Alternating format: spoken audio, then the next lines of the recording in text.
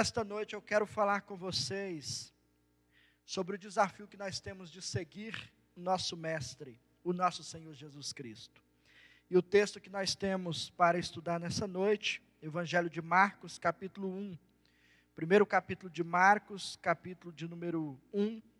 Eu farei a leitura dos versos 16 até o verso de número 20. E peço que você acompanhe atentamente a leitura na palavra do nosso Deus. Que nos diz assim, Marcos 1, do 16 ao 20. Caminhando junto ao mar da Galileia, viu Jesus os irmãos Simão e André, que lançavam a rede ao mar, porque eram pescadores. Disse-lhes Jesus: vinde após mim, e eu vos farei pescadores de homens. Então, eles deixaram imediatamente as redes e o seguiram. Pouco mais adiante, viu Tiago, filho de Zebedeu, e João, seu irmão, que estavam no barco consertando as redes. E logo os chamou, deixando eles no barco a seu pai, Zebedeu, com os seus empregados, seguiram após Jesus. Que o Senhor Deus nos ajude, nos abençoe, para nós entendermos a boa palavra dele para a nossa vida. Amém. Hoje eu fiquei muito feliz, porque o nosso canal no YouTube chegou à marca histórica dos seus 1000 seguidores. 1000 seguidores nós alcançamos no dia de hoje. E você é responsável por isso, você que tem acompanhado toda a nossa labuta durante esse tempo, todo o nosso trabalho, empenho. E há muitas pessoas que por trás das câmeras se empenham para que a palavra chegue até você, para que você possa desfrutar daquilo que nós temos condições de oferecer. E a graça de Deus tem se manifestado abundante nesse tempo de separação física em que nós estamos. Então isso para nós é um motivo de muita alegria. Só que durante esse período eu aprendi uma coisa também muito importante. Eu aprendi que é muito difícil a gente conquistar seguidores. A gente precisa praticamente implorar para alguém curtir o nosso canal. Não é tão fácil alcançar seguidores nesses dias, principalmente porque o desenvolvimento das mídias tem alcançado um crescimento exponencial nesses últimos tempos e faz com que o telespectador seja cada vez mais exigente por causa do conteúdo cada vez melhor. Ele pode acessar canais onde as transmissões são umas melhores do que as outras, e isso faz com que todos nós nos tornemos mais exigentes. Sabe o que isso significa? Que o nosso like custa muito caro.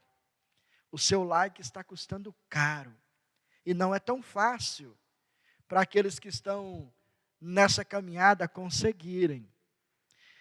Perceba algo muito interessante, que embora em nosso tempo seja difícil alcançar seguidores em um canal no YouTube, esse texto mostra para nós que Jesus Cristo, nos dias dele, não teve nenhuma dificuldade para ter muitos seguidores. Ele não teve dificuldade nenhuma para alcançar pessoas que estivessem dispostas a segui-lo. E é impressionante nós lermos nos evangelhos, como parece que Jesus tinha um imã que puxava as pessoas na sua direção. Elas desejavam estar perto dele. E especialmente no texto que nós estamos estudando nesta noite, alguns homens são chamados pelo nosso Senhor Jesus e não questionam em momento algum o chamado. O texto é claro em nos dizer que eles simplesmente deixam tudo para trás e começam a seguir o Mestre. É nisso que eu quero pensar com você nessa noite. O desafio de seguir o Mestre. Mas antes de considerarmos isso, eu quero que a gente reflita sobre as duas perguntas básicas que eu quero deixar para você. Primeira delas, o que tornava o discipulado com Jesus um projeto tão fascinante assim? Porque as pessoas simplesmente ouvem, olha, venham após mim, eu vou fazer de vocês pescadores de homens, me sigam, elas não questionam e simplesmente vão. O que faz, ou o que fazia e ainda continua fazendo, desse projeto algo tão fascinante? E além disso, o que realmente encantava cada seguidor de Jesus? O que os atraía? O que lhes chamava a atenção? Qual era o fundamento desse convencimento imediato que cada um deles tinha naqueles dias diante da palavra de Jesus? E eu quero apresentar duas respostas ou duas razões para estas indagações. Primeira delas, eu quero mostrar para você que a natureza do chamado divino era o ponto-chave dessa questão. Por que essas pessoas atendiam ao chamado? Por que elas se encantavam diante desse chamado? Por causa da natureza divina de quem estava chamando. Não era qualquer pessoa quem chamava. Era Jesus Cristo, o Filho de Deus. Tanto é que o propósito de Marcos, no evangelho dele, é simplesmente nos ensinar que Jesus é o Filho de Deus. Ele é o Messias que foi prometido por Deus. Os profetas anunciaram, falaram dele, e Marcos é muito objetivo no seu evangelho, em nos dizer que essa figura, esse homem a quem chamamos de Jesus, aquele homem que nasceu nesse mundo, na região da Galileia, filho de carpinteiro, este homem era precisamente o Filho de Deus, o prometido. Então, aquela voz que bradou nos céus, no momento em que ele foi batizado, você pode olhar no versículo 11 do mesmo capítulo aí de Marcos, a voz que bradou no momento em que ele foi batizado, foi justamente essa, pronunciou esta verdade: tu és o meu filho amado, em ti me comprazo. A voz do Criador se dirigindo ao seu filho. E é importante também nós entendermos, ainda dentro do propósito de Marcos, ao escrever o seu evangelho, a primeira palavra que aparece aqui nesse evangelho é a palavra princípio. E esse vocábulo que é usado aqui, ele traduz para nós a mesma ideia que está presente na narrativa da criação. Você se lembra como que começa lá em Gênesis capítulo 1? No princípio criou Deus os céus e a terra. E aqui Marcos usa o mesmo termo, com a mesma ideia, para nos mostrar que algo novo está sendo criado agora. E essa nova criação inicia a partir de Jesus. E é nesse mesmo contexto aqui que nós também encontramos uma segunda palavra muito importante. E Marcos é assim, ele não escolhe palavras aleatórias. Ele escolhe palavras muito bem fundamentadas, ele foi criterioso em selecionar as palavras no seu evangelho, e nós encontramos aqui, ainda no versículo 1 do capítulo 1, princípio do evangelho. A palavra evangelho que significa boas novas.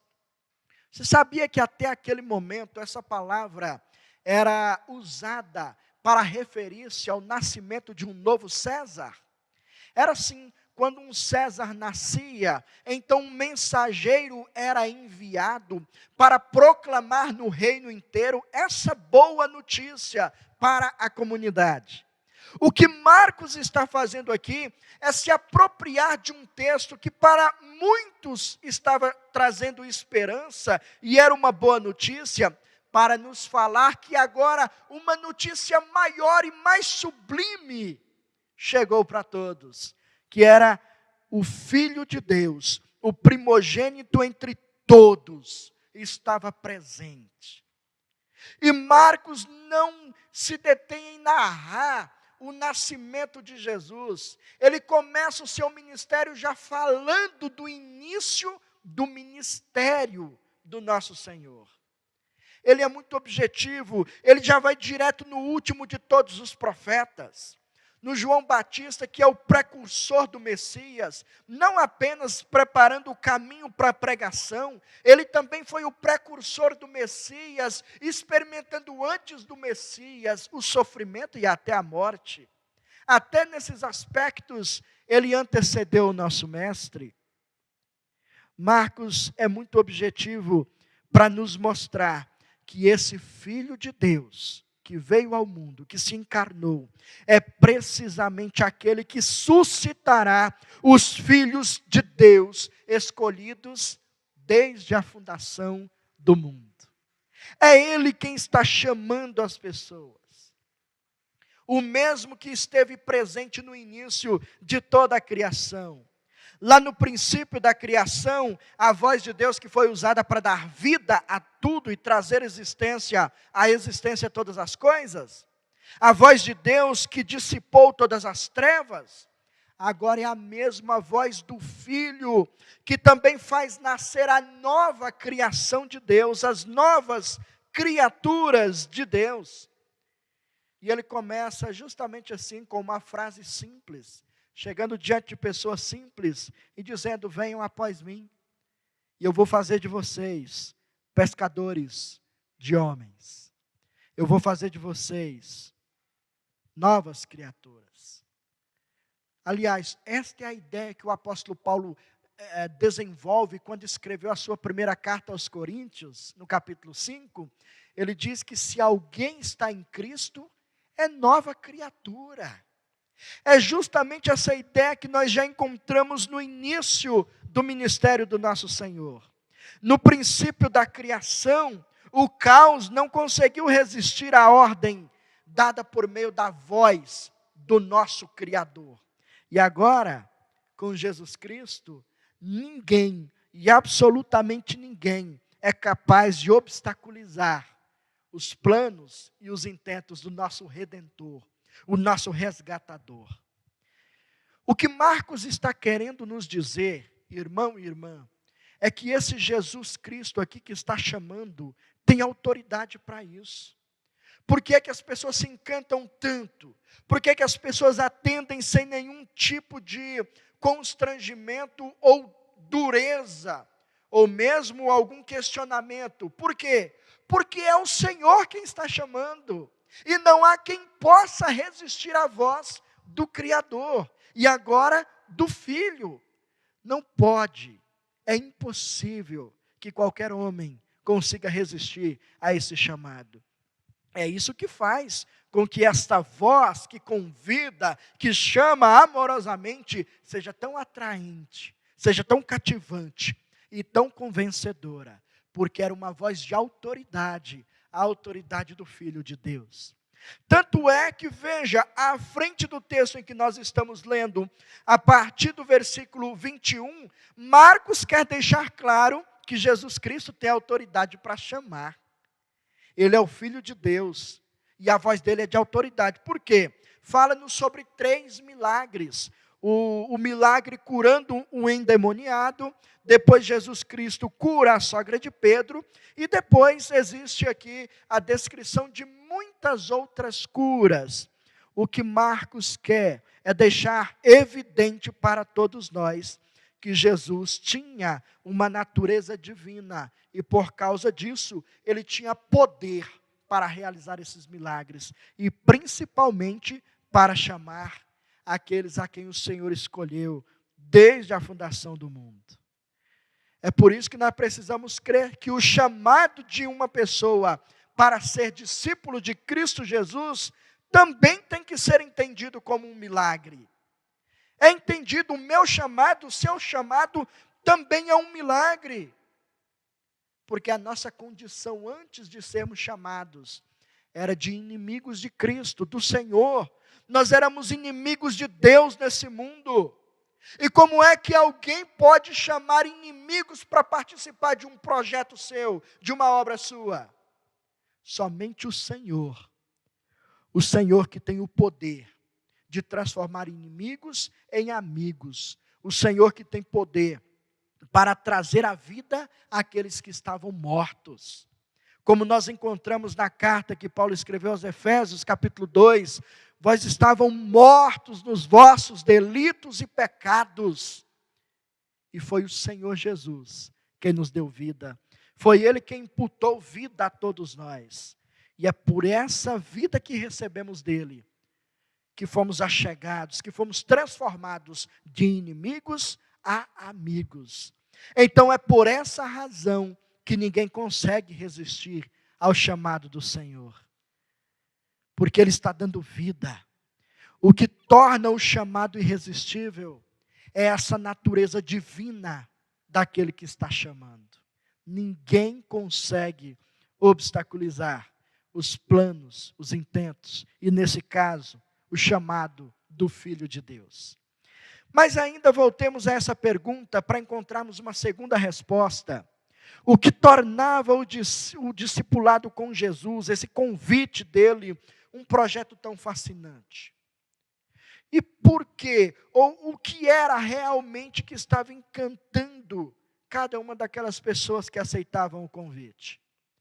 Primeiro, nós aprendemos que Marcos deixou para nós claro que a natureza divina de quem estava chamando era a razão principal pela qual ninguém conseguia rejeitar o chamado. Mas nós também conseguimos encontrar uma mensagem de graça. A graça que está presente nesse chamado do Senhor. Esse chamado é irresistível, pois não há quem possa resistir à graça do Senhor Jesus.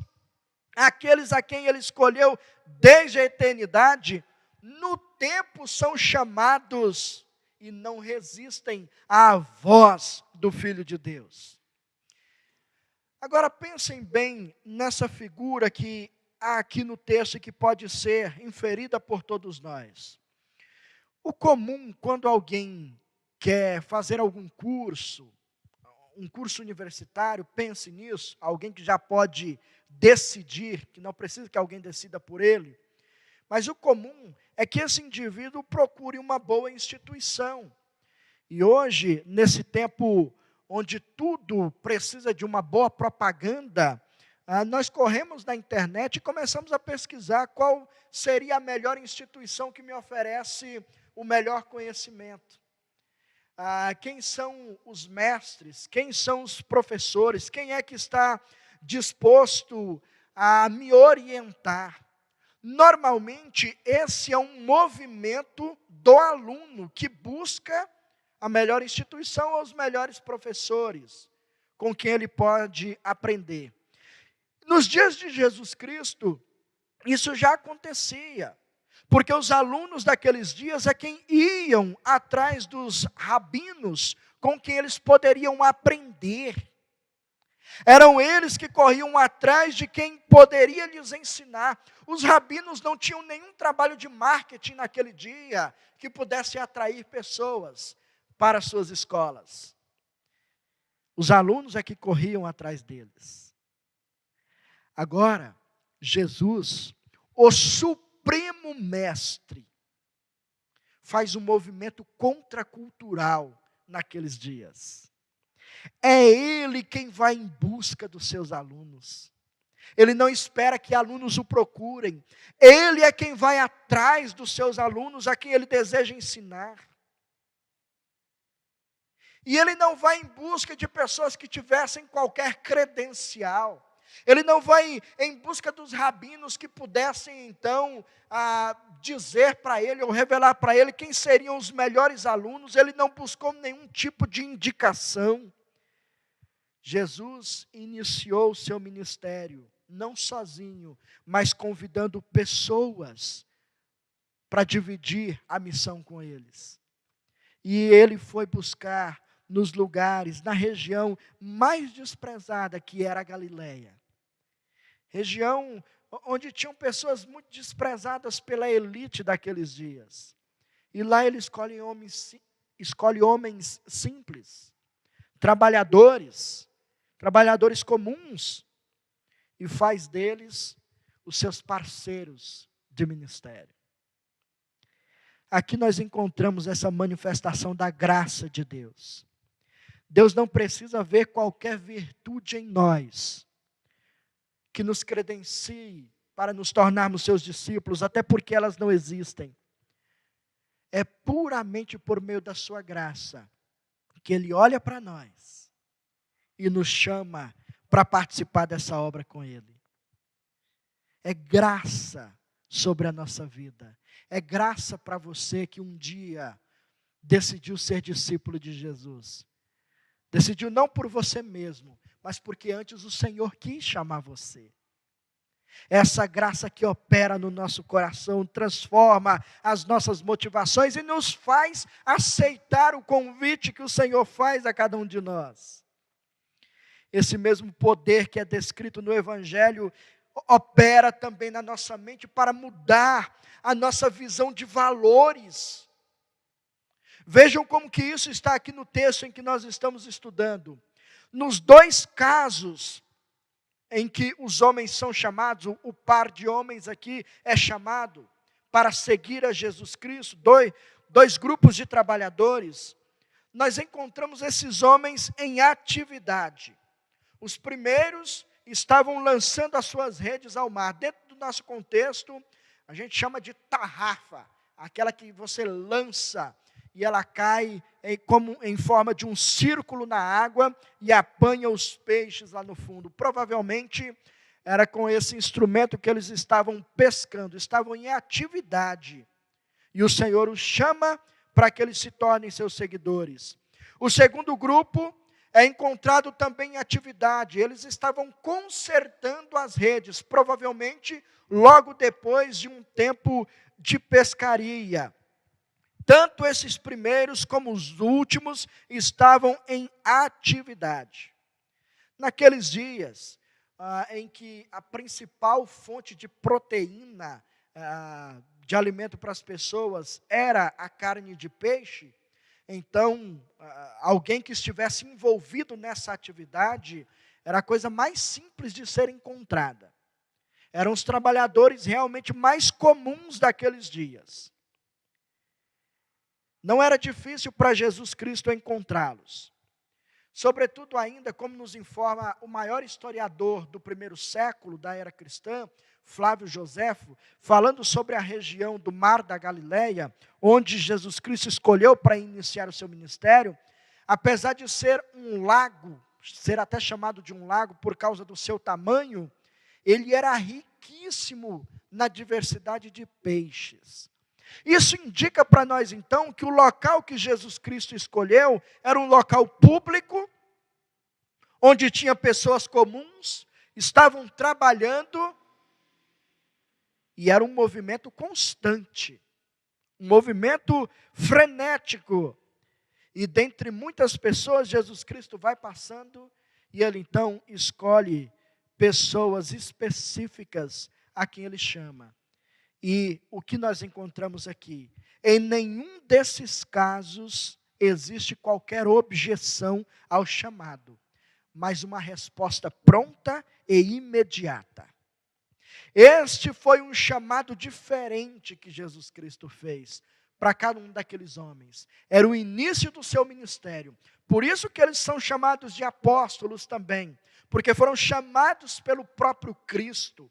Foram escolhidos pelo próprio Cristo e foram chamados para uma missão especial ao lado de Jesus Cristo. E então eles abandonam tudo sem questionamento para seguir ao Senhor. Este é o chamado irresistível, porque é o chamado da graça de Deus que está presente nas palavras de Jesus quando se dirige a esses homens. A graça está presente na atitude de Jesus, que foi até os seus discípulos e os convocou, diferentemente dos rabinos. E aliás, o próprio Marcos fala mais adiante que enquanto Jesus Cristo ensinava, as pessoas gostavam, afluíam para ele, vinham na direção dele. Por quê? Porque ele os ensinava como quem tinha autoridade, não como os fariseus e escribas. O ensino de Jesus era cativante, porque era cheio de graça, cheio de amor, cheio de compaixão. E foi exatamente por isso que ninguém jamais se recusou a segui-lo quando foram chamados. Ninguém recusou. Eles foram escolhidos pela graça de Deus, sem que tivesse neles qualquer virtude de destaque que pudesse atrair o Senhor. Foi tão somente graça, amor e misericórdia divina que fez com que Jesus Cristo escolhesse a cada uma dessas pessoas e fez delas os seus discípulos. A boa notícia para nós, qual é? A boa notícia de hoje é que ainda nesse nosso tempo, ainda nos nossos dias, o Senhor Jesus Cristo continua chamando pessoas para segui-lo. Ainda nesse nosso tempo, o chamado do nosso Mestre continua irresistível. Ainda nesse nosso tempo, a graça de Deus continua destruindo todas as barreiras de separação. Não existe impedimento que seja capaz de desviar ou de destruir qualquer plano ou intento de Deus. E eu creio que hoje também pode ser o dia do seu chamado para se tornar um discípulo de Jesus Cristo.